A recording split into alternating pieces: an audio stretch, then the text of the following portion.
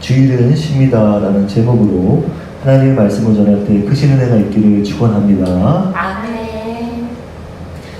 2020년 광주에 한 택배기사가 심장마비로 숨졌는데요. 그분은 하루에 14시간씩을 일했다고 합니다. 20년 3월에도 유통업체 쿠팡의 택배기사가 가로사로 숨졌습니다. 21년 쿠팡 덕평물류센터 배송기사가 심정지 사망을 하였습니다. 원인은 고강도 야간 노동 때문이었습니다. 22년 쿠팡 부천물류센터 계약직 노동자가 추락사하였습니다. 안전장치가 미비했던 것으로 밝혀졌고요. 23년 쿠팡 동탄센터에서도 알바 노동자가 근무 중 사망하였습니다. 역시 과도한 작업량 때문이었고요. 25년 쿠팡 김포센터에서도 야간 근무자가 심장마비로 사망하였습니다. 원인은 과로사로 밝혀졌습니다. 참으로 안타깝습니다. 그래서 쿠팡은 악덕 기업입니다. 로켓 배송, 와우 배송이라는 명목으로 야간에도 새벽에도 휴일에도 일을 시키고 있습니다. 사람의 목숨을 담보로 돈을 번들 뭐합니까? 죽으면 그만인 것을. 제가 보내드렸던 우리 단톡방에 올려드렸던 사진 혹시 보셨어요?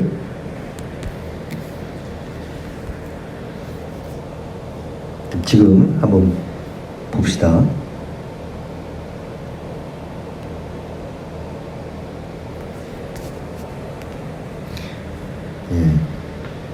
현직 대통령이 지금 SPC라고 하는 회사 사업장에 가서 직접 그 관계자들을 그러니까 이제 함께 뭐 회장 사장님 다 나왔겠죠?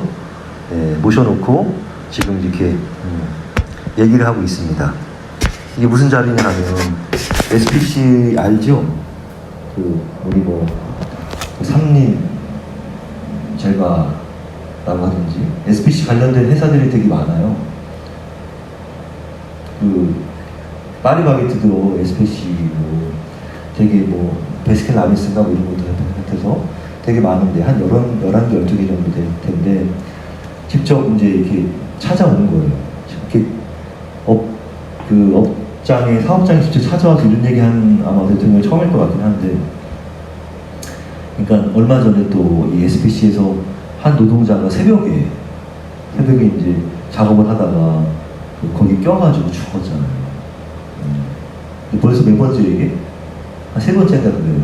그러니까 얼마나 안타깝습니까? 그래서 이것도 사실 그러니까 과도한 작업량 때문에 또 이분은 또 새벽에 일을 하는 거니까 더 피로감이 더 많지 않았겠어요? 그러다 보니까 조금만 실수해도 그냥 바로 생명이 날아가는 거죠. 얼마나 안타깝습니까? 그래서 지금 이 대통령께서 사업장에 직접 찾아와서 저런 얘기를 좀 하고 있는 장면을 제가 사진을 찍어서 올려준 것입니다. 2014년도 보겠습니다. 우리나라 연평균 근로시간은요 2193시간으로 OECD 34국에서 1위였어요. 그때는 OECD 평균 2개월을 더 일하는 셈이었는데요. 2016년에는 우리나라 1인당 평균 근로시간이 2069시간으로 124시간이 줄어들었습니다. 2년 만에 줄어들었는데 중고등학생 공부량도 우리나라가 2017년도에는 하루 7시간 50분이나 됐단 말이에요. OECD에서 1위였단 말이에요. 비교해보니까 많죠? 우리 지원자매 한번 생각해 봅시다. 지원자매가 고등학교 다녔을 때 하루 몇 시간 공부했는지. 어떻게 공부에 1등급이 나와요? 몇 시간 공부했어요? 한번 생각해 보세요. 자신이 전공이 있으면 생각해 보십시오. 몇 시간대로 공부했나? 하루 평균 시간.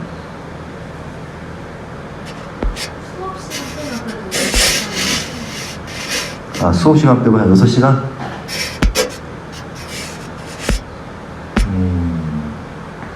6시간 정도 했는데도, 야, 1등급 나왔어. 지금 제가 사진 찍어 놓은 거를 보면, SPC 게임 사망 사고가 2022년 평택 SPL에서 있었고 23년 성남 샤니에서 또 있었고 25년 시와 삼림에서도 게임 사망 사고가 있었습니다. 안전비용 1천억 원 투자를 하겠다고 이제 했는지는 모르겠어요. 하겠다고 한 건지 했는 건지 모르겠어요. 그리고 태안 화력발전소 사망 사고도 연속이 있었습니다. 2018년도 김영준이라고 하는 젊은 청년이 거기서도 사망 사고가 있었죠.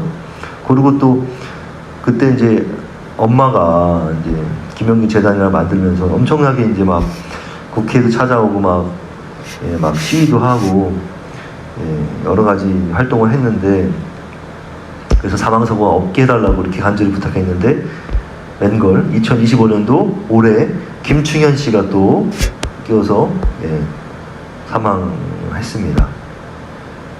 자, 이유는 뭐냐? 김영준 씨는 2인 1조를 갔어야 되는데 혼자 했다는 것이고 김충현 씨는 비정규 하청으로 해서 또 그러니까 안전이나 교육 이런 게 잘 안 됐겠죠. 그래서 또 사망하게 된 것입니다. 이런 문제들이 우리 상당히 그대로 고스란히 녹여 있습니다. 우리나라 사람들은 왜 일이 많은 걸까요? 왜 그럴까요? 지원자님, 왜 우리나라 사람들은 일이 많은 걸까요?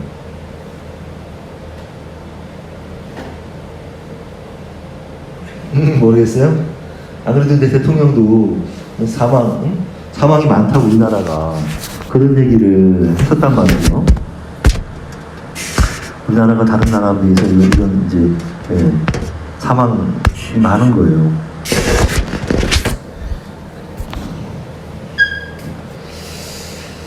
현대인은요 피곤합니다. 일상은 늘 지쳐 있습니다. 입술 부르트고 코피 터져가면서 삽니다.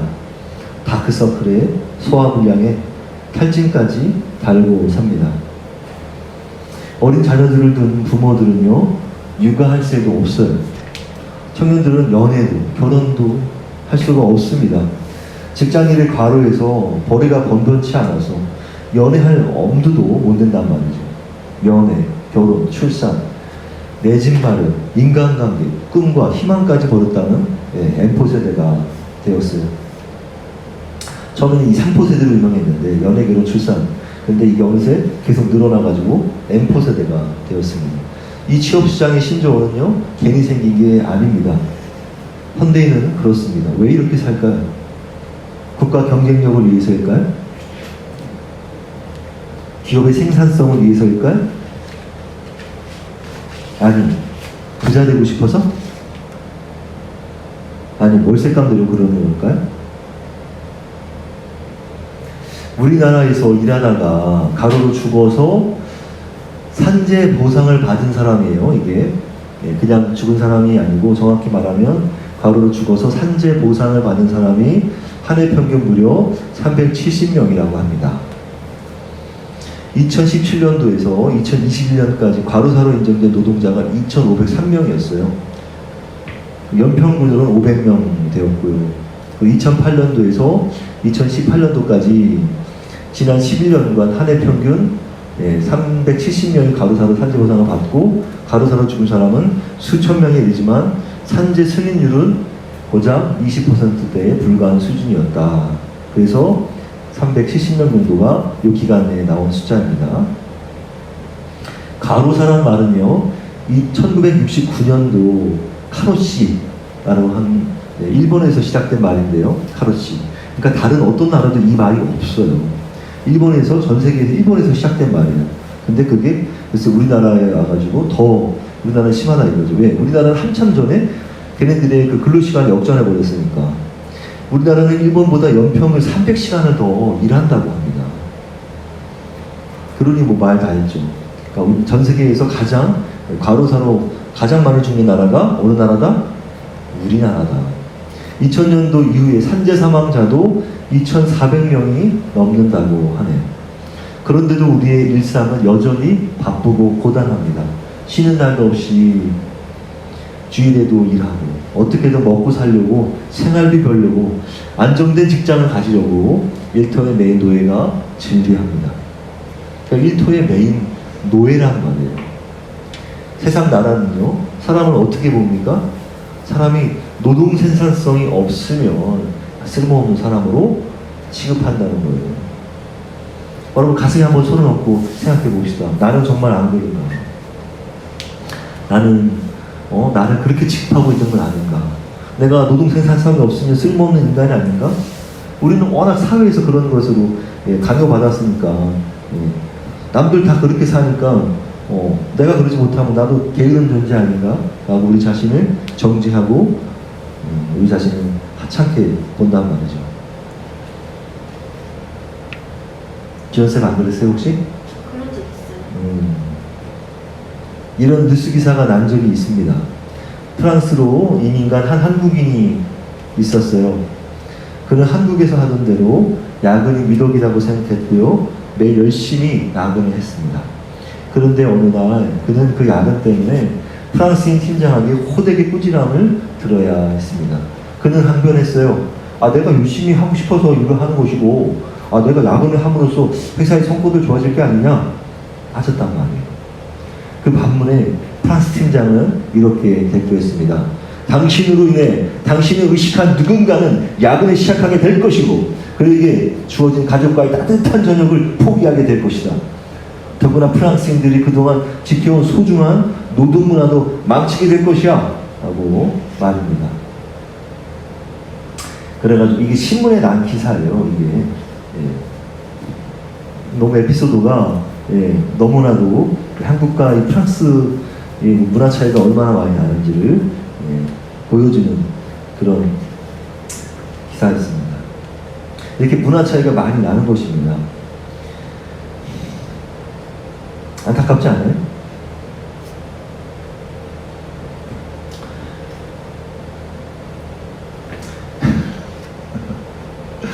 프랑스 팀장 본인도 가정이 있을 텐데 제가 저렇게 열심히 하면 우리 한국에서 전혀 문제가 없어 보이잖아. 근데 그 나라에서는 그게 아니란 말이에요. 그러면 다 같이 나와서 일해야 될 판인 거야. 왜 걔만 잘하면은 우리 다 모두가 성과가 지금 밀리니까 그러면 우리는 다 가족들이랑 저녁 오붓하게 이렇게 식사하는 그런 삶이 잃어버리는 거 아니겠어요? 그러니까 얼마나 가슴이 아픕니까? 그러니까 더구나 프랑스 이 노동 문화를 당신이 다 해치고 있다. 그런 지적을 하게 되는 것이지.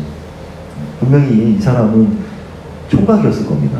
가족이 없으니까 이제 자기는 신나게 이제 야근을 함으로써 능력을 인정받고 싶었겠지만 프랑스 팀장에게 호되게 혼나고 만 것입니다. 하나님은요 이스라엘 백성들에게 하나님의 선하심과 의로우심을 알도록 율법을 주셨습니다. 그 중에는 안식일을 거룩히 지키라는 말씀도 주셨죠. 그런데 이스라엘 백성들은요 하나님의 선하신 뜻을 잘 모르고 율법을 잘 지키지 못했습니다. 율법의 참 의미를 발견하지 못하고 형식만 따라하였습니다. 형식만 따라했다는 게 뭘 얘기하는 걸까요? 신약시대에도 마찬가지예요. 유대인 랍비들은 성경 외에 율법의 세부 규정들을 달아 놓았습니다. 그러니까 달아놓을 필요가 없는 건데 달아놓은 거예요. 안식일에는 39가지나 규례가 더 있었단 말이죠. 그래서 당시 유대인들을 올가매었습니다.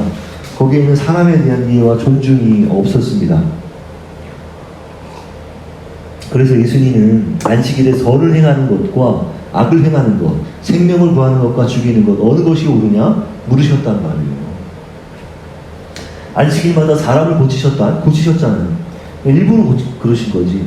그런 이유로 인해서 유대인들과 싸웠고 살해 위협까지 당하셔야 했단 말이에요. 왜? 예수님이 하는 행동 보니까 사탄이 나왔죠.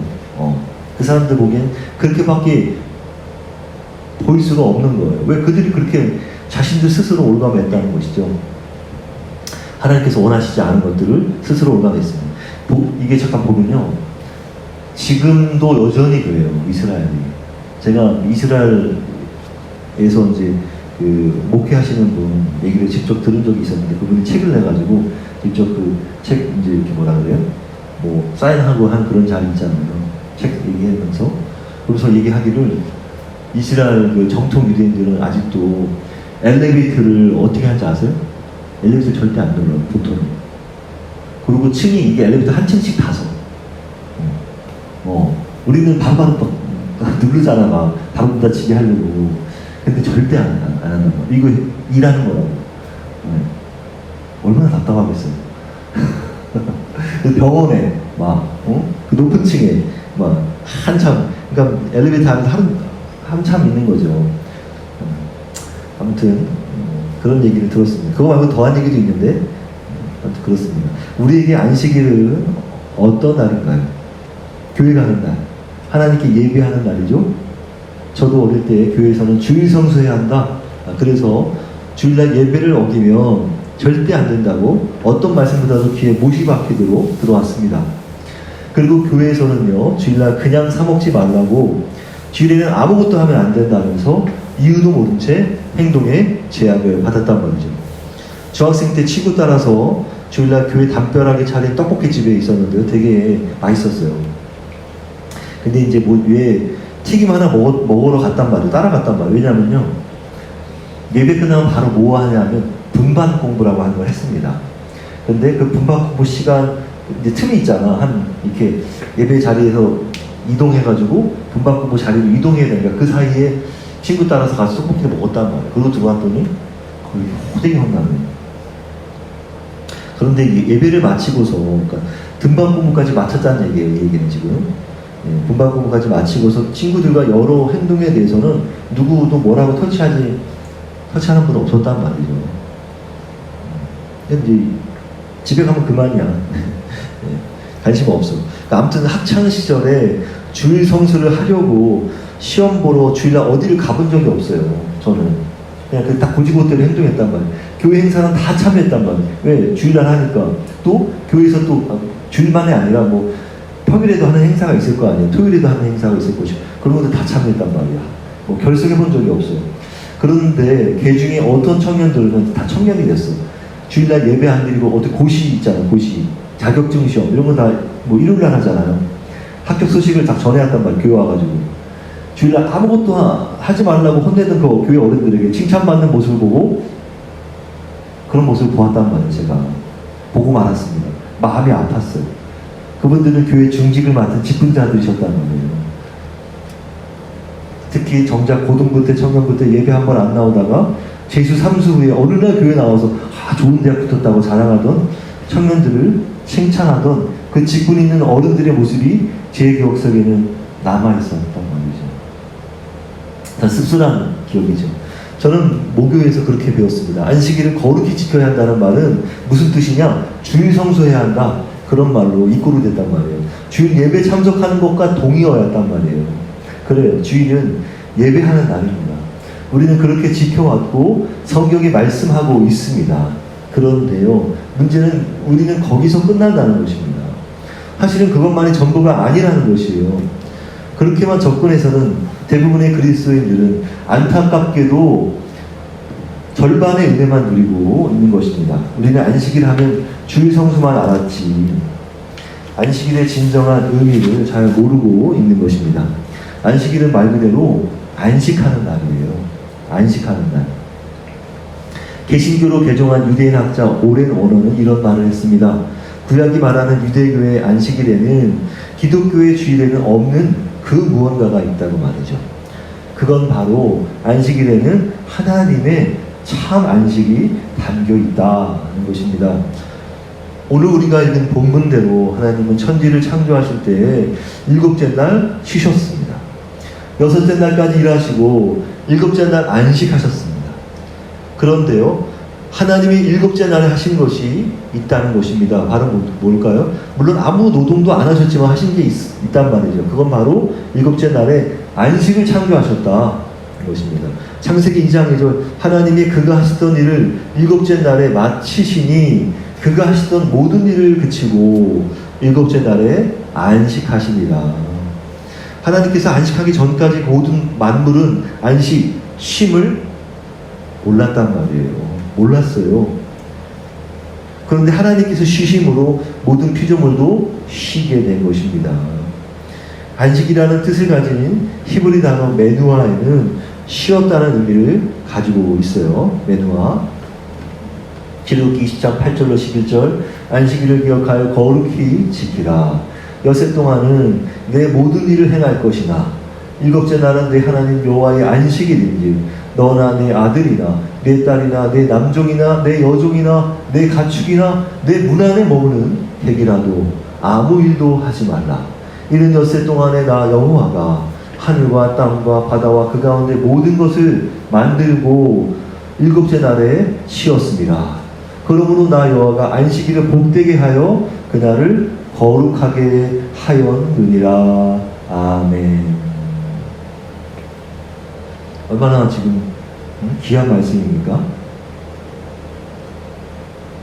지금 일부러 이제 이 여섯 존재가 여섯 명을 얘기한 것 같고, 아들이나 딸이나 남종이나 여종이나 가축이나 문 안에 모으는 개 여섯 명을 얘기한 거잖아.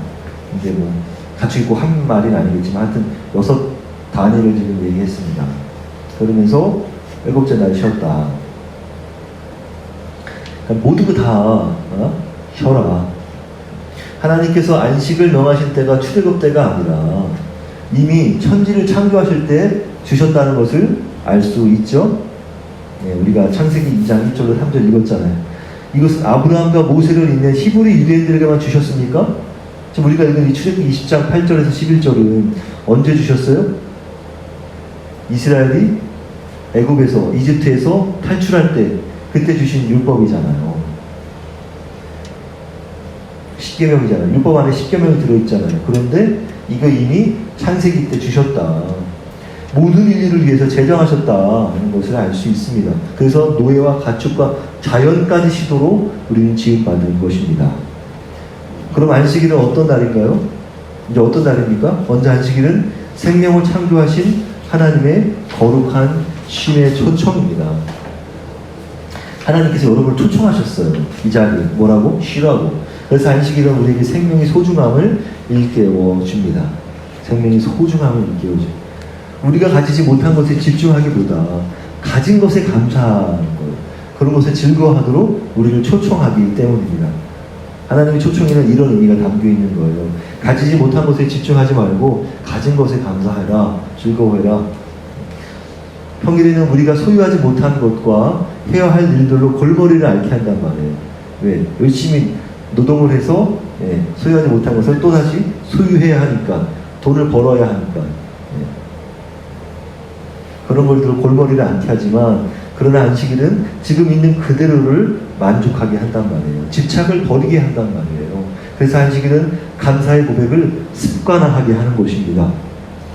둘째, 안식이라는 히브리어 메누아에는요, 쉼, 휴식이라는 뜻만 있는 게 아니에요. 또 다른 의미가 하나 더 있습니다. 그건 뭐다?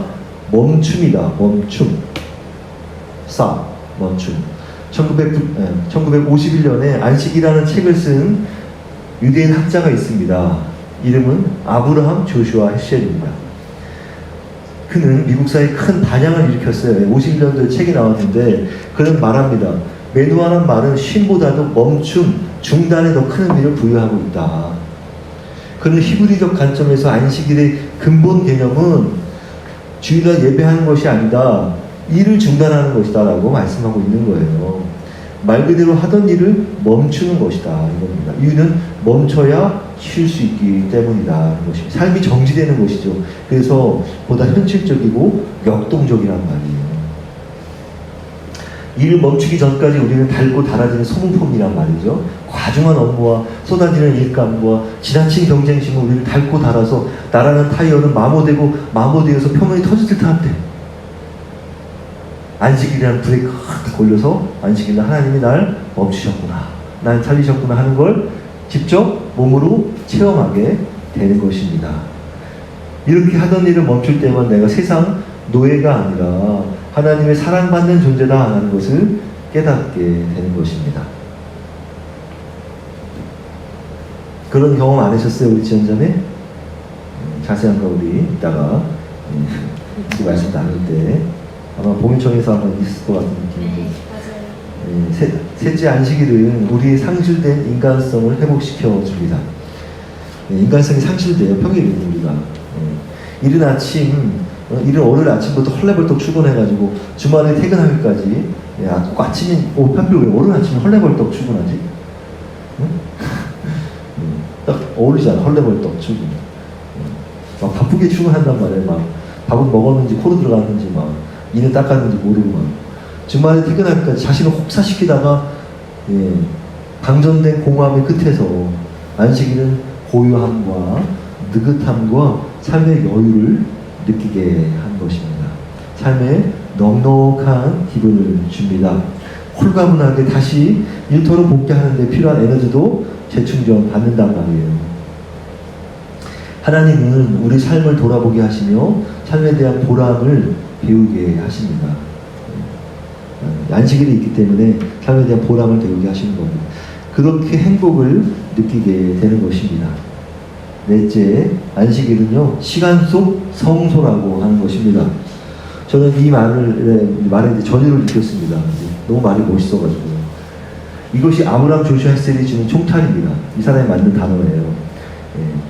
시간 속의 성소라고. 성소에는 누가 계시죠? 하나님이 계시는 임재 하시잖아요. 성소와 지성소 우리가 언제 배운 적이 없었나요? 이스라엘 백성들이 이제 출애굽하고서 이제 율법을 통해서 하나님께서 성소를 지으라고 하셨잖아요. 그래서 성소에 가서 피를 드리고 하나님께 제사를 드렸었잖아요. 밖에서 성막에서 이제 이렇게 동물을 각을 뜨고서 피를 드렸었잖아요. 1년에 한 번씩 또 온 백성을 위해서 피를 뿌리기도 했었잖아요. 그게 성소란 말이죠. 성소 안에 또 지성소가 있잖아요. 지성소에는 뭐가 있습니까? 법궤가 있잖아요. 법궤. 그 성소. 그 성소는 그럼 뭘 본다는 겁니까? 하늘나라를 본다는 거예요. 하늘나라를 그대로 본다는 거. 하나님이 계시는 자리. 그러니까 성소가 천국을 본다는 거라는 것이죠. 그것은 하나님이 계시잖아요. 시간 속의 성소가 바로 안식일입니다. 안식일. 아브라함 헬셀은 안식일을 시간 속의 건축 기술이라고도 말했는데요. 세상 모든 기술은요 다 모두 인간이 공간을 정복해서 이루어낸 건데 교회도 그런 마인드를 지어서 하나님마저도 마치 공간과 장소 속에 계신 것으로 착각하게 하잖아요. 그렇죠? 그 교회 예배당 지내고 거기 하나님 계신 것 같잖아. 우리는 그런 오해 속에 착각 속에 산단 말이죠. 그것은 인간이 만든 문명의 이기심에 빠져가지고 하나님도 사물로 여기는 태도라고 지적하고 있는 것입니다. 누가 바로 이 조슈아 헬셀입니다. 그러나 안식일은 바로 그런 문명을 이기는 기술이다 라고 표현하는 거예요. 왜? 오늘 말씀에 힌트가 있습니다. 하나님이 창조한 날들 중에서 유일하게 하나님이 특별하게 의미를 부여하셨다는 것을 알게 하는 단어가 있기 때문이죠. 그건 뭘까요? 그러니까 하나님께서 세상을 만들자마자 어떤 지원자네? 어떤 뭐에다가 하나님께서 의미를 부여하셨을까요? 제일 먼저 의미를 부여하신 게 하나 있어요. 세상을 만들고 나서 하나님다운 의미를 부여한 게 있단 말이에요. 응? 하늘? 땡. 그게 장소가 아니란 말이에요. 그 공간이잖아. 하늘도 공간이잖아요. 공간 아니란 말이에요. 뭘까요?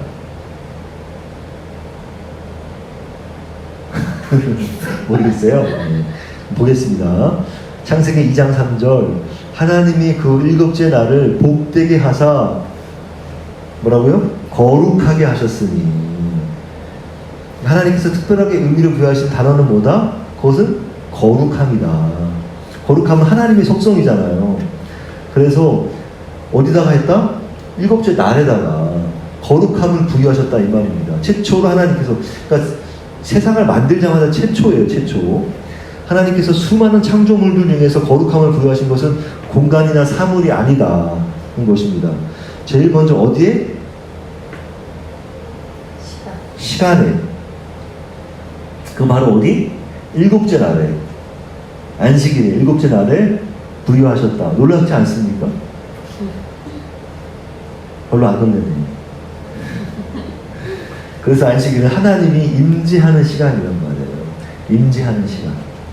하나님이 현존이 지배하는 순간이란 말이에요. 안식일은. 그것이 히브리 말로 셰키나라고 합니다. 셰키나. 그러나 여기서 우리가 오해하지 말 곳이 있어요. 초대교회 교부 시절에 알렉산드리아, 이집트에 있는 도시인데요.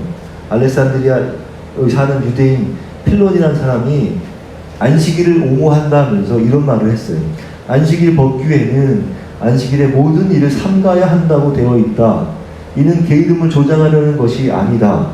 그 법규의 목적은 사람들을 끝없이 지속되는 수고에서 벗어나게 하고 정기적인 휴식 제도로 그들의 육체를 재충전시켜서 일터로 다시 돌아가게 하는 데 있다. 왜냐하면 강력한 힘으로 기력을 회복하여 그들 앞에 놓인 산적한 과제들을 신속하고 끈기 있게 수행할 수 있기 때문이다. 라고 이렇게 안식일을 변론하였습니다. 어떻게 해요? 우리 지원자네? 저를 보세요. 어때요? 지금 뭐 틀린 말 같지 않잖아요.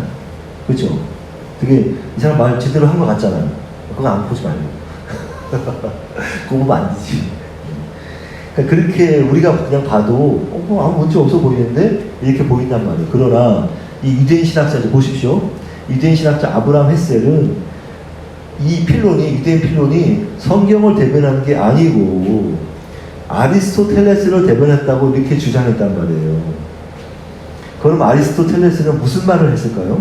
그의 책 니코마코스 일리학에서 아리스토텔레스는 이런 말을 했습니다. 우리는 휴식이 필요하다. 우리는 쉬지 않고 일할 수 있는 존재가 아니기 때문이다.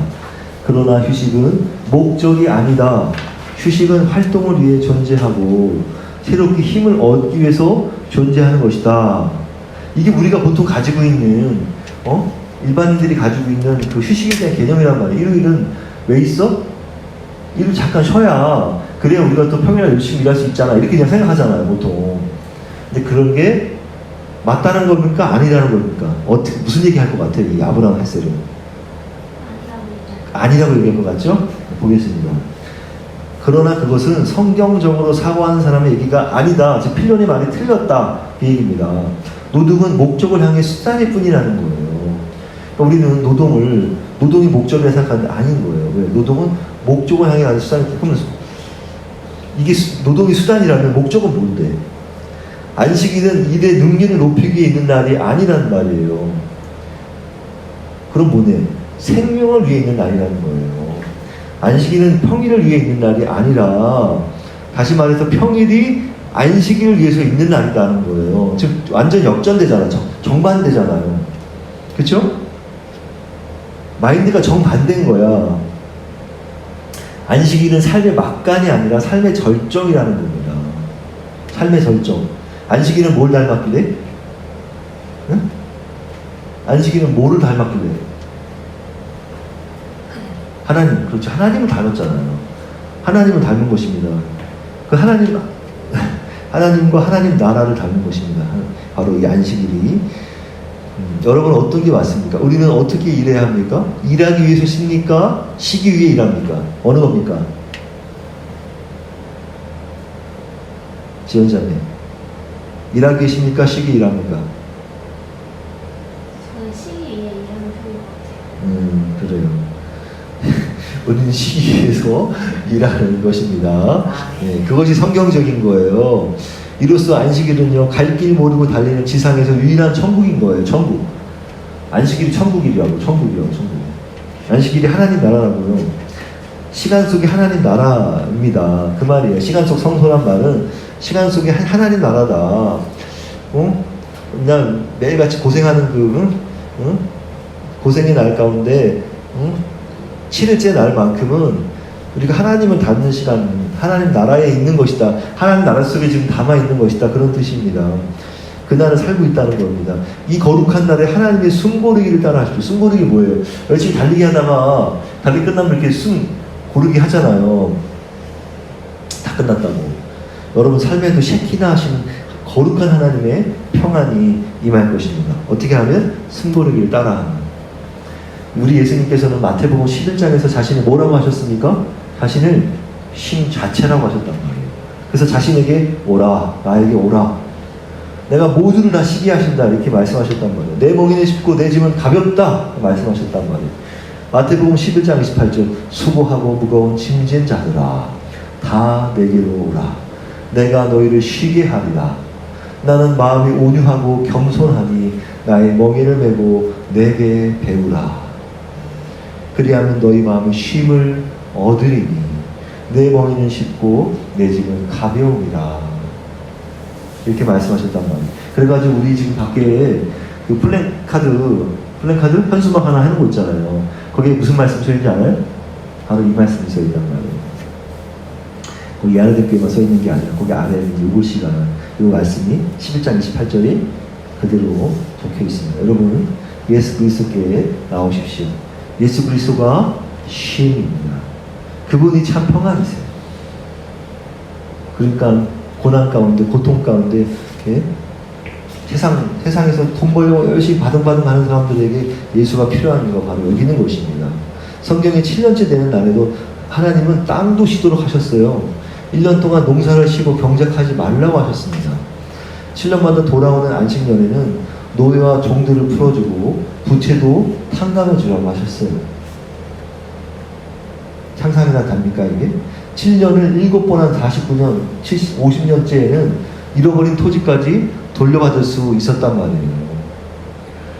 노예도 풀어주고 그것이 바로 은혜의 희년인 것입니다. 우리 예수님이 바로 그런 희년이란 말이에요.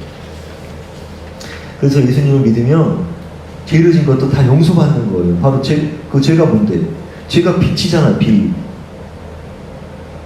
영어로 같은 말이잖아요. 그래 안 그래요?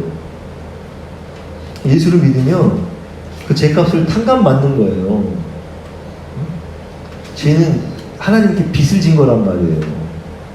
그러니까 여러분도 용서를 하시란 말입니다. 용서를 해야 그 빚을 진 것을 탕감해 주는 거예요. 여러분이 희년을 실천하는 거란 말이에요. 야라대 교회 여러분 이제는 실천해 봅시다. 주일날에도 요리하시는 분? 우리 지원장님가 김선희 쳐다보는데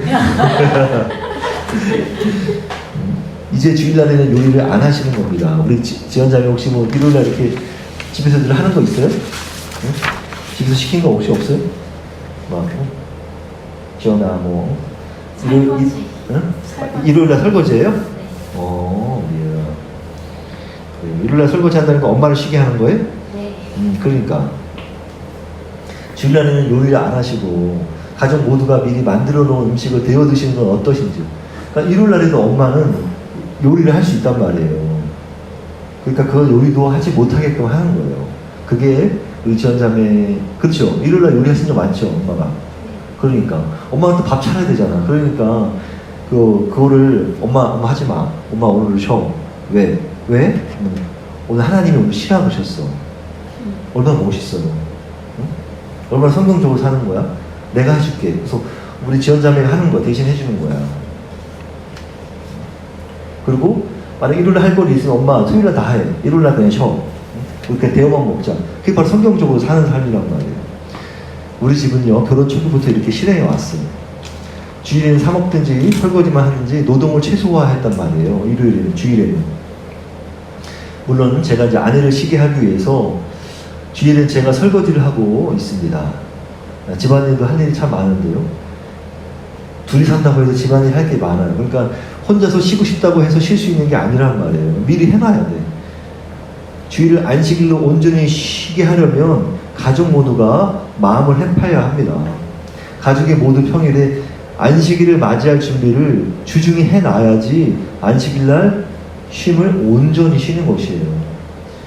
교회일이거나 최소한의 일을 빼놓고는 일체의 가사를 내려놓는 게 안식일을 즐거이 누리는 방법인 것입니다. 주일은 그래서 쉬는 날이에요. 공부도 학업이나 취업 공부도 평일에 하십시오. 평일에는 열심히 일하고 주일에는 무조건 쉬란 말이에요. 그래서 안식일을 온전히 쉬십시오. 예수님이 쉼이시니 우리 예배도 쉼이란 말이에요. 여러분 쉼으로 나온단 말이에요. 쉬러 나온 거예요. 시간. 하나님 임재를 경험하며 쉬는 것입니다. 주님 주신 쉼을 만끽하시기 바랍니다. 쉼은요, 그래서 놀이기도 해요. 그러니까 놀이의 반대는 일이잖아요. 그러니까 쉼은 놀이와 이꼬를 한 거죠. 일과 놀이의 차이는 무엇일까요? 일이 반드시 해야 하는 일이라면 놀이는 하고 싶어서 하는 거잖아요. 그래서 일과 놀이는 다른 것입니다. 해야만 했던 일로 정신없이 한 주를 여러분 보내셨다면 안식일에는, 주일에는 하고 싶은 일을 해보는 것이 건강에도 좋습니다. 안식일에는 가족과 함께 놀거나 또 믿음의 공동체와 교제하며 노는 것입니다. 물론 우리는 젊습니다. 젊을 때 열심히 일해야 해요. 그러나 하나님이 주신 안식일에는 거룩한 하나님의 임재를 경험하는 것과 쉼의 축제를 누리는 것이 같은 것임을 여러분 깨달아야 합니다. 더 많이 버리고 더 좋은 것을 갖고 싶은 과한 욕심을 버리고 능률과 성과와 가성비적 가치관에서 벗어나서 하나님 주신 재능을 따라서 분수에 맞게 사는 것, 그것이 얼마나 감사한지 누리는 여러분 되시길 빕니다. 이거 가장 중요합니다. 내가 갖고 싶은 거, 더 많이 벌고 싶은 거, 이런 거 다 버리고 능률과 성과와 가성비적 가치관을 버리란 말이에요. 하나님 주신 재능을 따라서 분수에 맞게 사는 것입니다. 그것이 얼마나 감사한 일인지 누리는 여러분 되시기 바랍니다. 그것이 바로 이 세대를 본받지 않는 것이에요. 오직 마음을 새롭게 함으로 변화를 받아서 하나님의 선하시고 기뻐하시고 온전하신 뜻이 무엇인지 분별하는 것이라 말이죠. 그것이 하나님의 주권을 인정하는 삶입니다. 바쁘게 뛰다가 달리기를 끝낼 때는 숨고르기를 이렇게 하고 쉬는 것처럼 주일에는 하나님의 숨대로 하나님과 리듬을 맞춰 살아가는 저와 여러분 예나들께 되시기를 간절히 축복합니다. 우리 시간 함께 기도하겠습니다.